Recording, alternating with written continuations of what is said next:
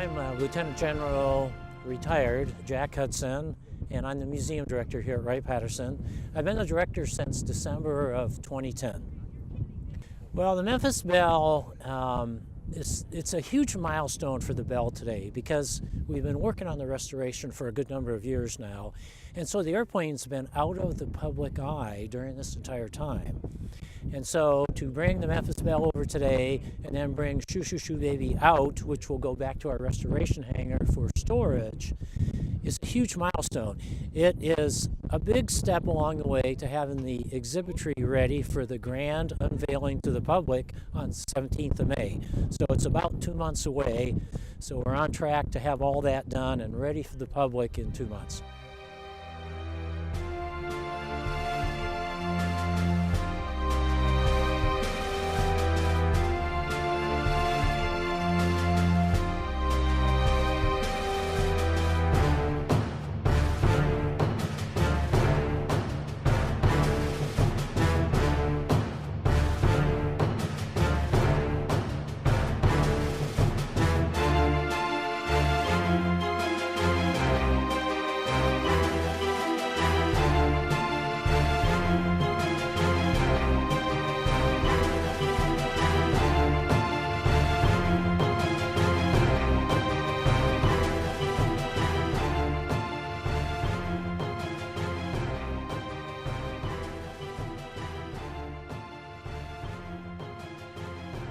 Back in May, the public will see the airplane. It will be up on stands, so it'll appear as if it's in flight.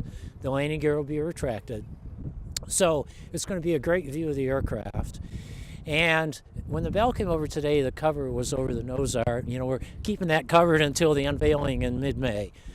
So the cover will be off at that point. And then all the exhibits around the Memphis Belle will be able to tell the full story of what the Army Air Forces did in Europe during World War II with strategic bombardment. We'll talk about the air crews, the missions, how they took care of themselves at high altitudes and under enemy attack, and everything associated with all that was done for those missions in World War II. So that will be in full come mid-May and available for everyone to see.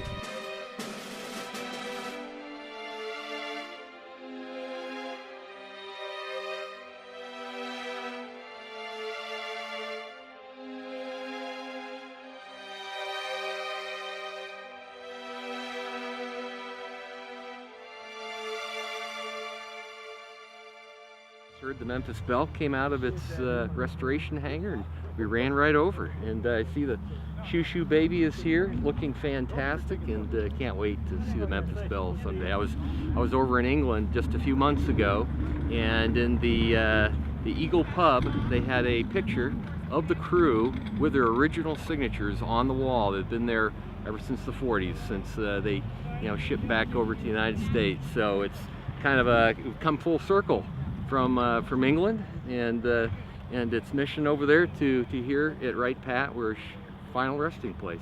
Incredible. My name is Jeff DuFord, and I'm the lead curator for the Memphis Belle project at the National Museum of the U.S. Air Force. I have been involved with this project for more than a decade. The Memphis Belle came here in 2005, and we started doing prep work for the Belle to come out here a couple years before it arrived. It's hard to count the thousands of hours that the staff has put in on this project. The restoration, the exhibit, the absolutely fantastic event that will be taking place on the 17th through the 19th of May this year. Really countless hours. Incredible attention to detail, being incredibly careful with the restoration, preparing the artifacts for exhibit, contacting family members from the Memphis Belle crew. They've been incredibly generous. The exhibit that's going to be here opening up on May 17th will include artifacts from 7 of the Memphis Belle crew members, and also the wartime uniform of Major William Wyler, who was the famous Hollywood director that made the Memphis Belle movie that aired in 1944. Don't track the money, the costs of how to preserve this aircraft. This is one of our nation's treasures, and we focus on making sure that we do the restoration carefully and accurately and properly.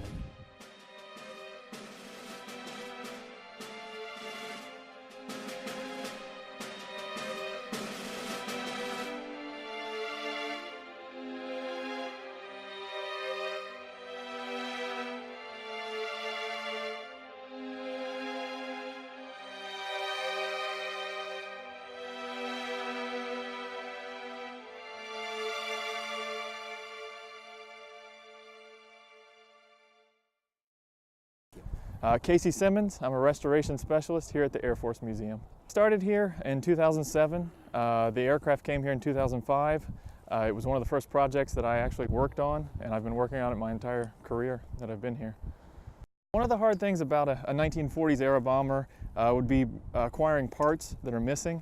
You try and find other sources to get them. If you cannot acquire the parts, then we have to manufacture the parts from scratch. So it would be going to the blueprints and actually making the parts. Majority of the aircraft is original to the Memphis Belle. If I had to guess, it'd be about 10% of the aircraft has been created new for it due to vandalism of the aircraft parts that were just completely missing or corrosion that had to be replaced. Yeah, I painted the nose art on the Memphis Belle. It was very challenging because you have an idea of what the Memphis Belle nose art is supposed to be. Then when you actually start looking at the pictures and the film from that time period, it's not what you think it was. She doesn't look like the petty girl from the calendar. From the Esquire magazine. Yes, yeah. Her hair is completely different. The two girls on each side of the airplane are different from each other. The way that the shape on their arms, shape on their body, hairstyles are completely different. So that was a challenge to try and look at most of the time blurry photographs and figure out what it's supposed to be so you can paint a very clear image on the aircraft. So it was a really great honor to be able to do that, and probably the highlight of my career while I'm here.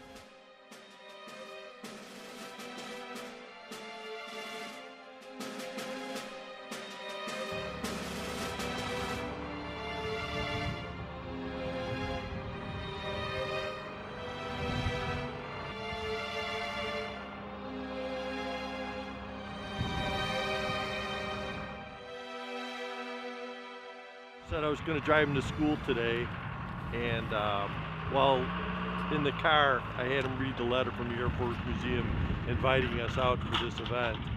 And while we were in the car, and then he was reading it and didn't understand it, and then I says, "Look where we're going." He goes, "We're not going to school, are we?" I said, "No, we're going." He says, "Where are we going?" I said, "The Air Force Museum." So it was kind of exciting. So happy, and I started crying a little. It was amazingly nice of him to take me out here. Under a long-standing arrangement with the Smithsonian, Shoo Shoo Shoo Baby eventually will go back to D.C. Smithsonian will pay for that transportation when Smithsonian is ready to receive the aircraft. We will keep Shoo Shoo in long-term storage until then, and then Smithsonian, when it's ready, they get the airplane there and they'll figure out how to get the airplane on display and go from there.